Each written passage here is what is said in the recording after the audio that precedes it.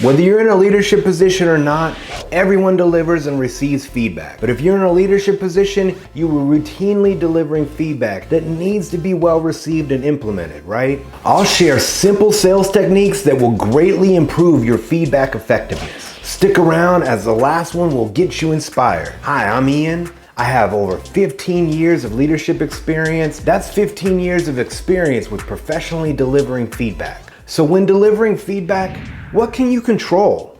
As a leader, you quickly realize you have little to no control over your feedback being successfully implemented. Now you can threaten, but that's a terrible thing for your relationship.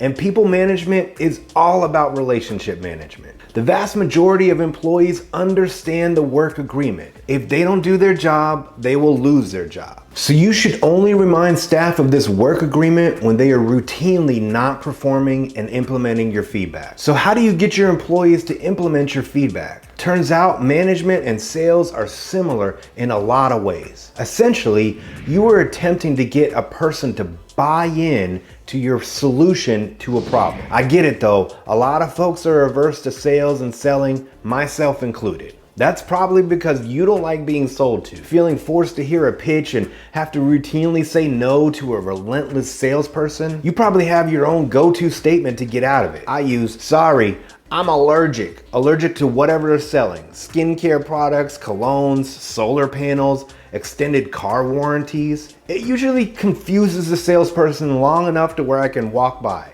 Just like feedback, the salesperson has no real control. They have to convince people they have the answer to their problems. This is one of the foundational sales approaches. Problem, solution. You expose and amplify the problem, consequences of not addressing the problem, the impact. Pest control companies share the high cost of termite damage. Time management tools stress the huge yearly business expense for productivity loss. When delivering feedback, make the problem clear. Impact to the customer, business, coworkers, along with their own career growth and development. After the problem is conveyed, you can deliver or help uncover the solution. Really good salespeople make the problem too great to ignore, finding a solution. The next sales technique is being prepared for the rebuttal. With feedback and sales, often the best approach is to simply agree. Acknowledge the challenge or obstacle to success. Don't argue their points. Make the process collaborative. You are here to discover collaborative solutions. Instead of yeah, but, use I agree and. I agree with that challenge, and that's something I myself and your peers struggle with as well. Double down on their argument, their excuse, their obstacle. That is a problem. Traffic can be really difficult. Multitasking and constant distractions can cause mistakes.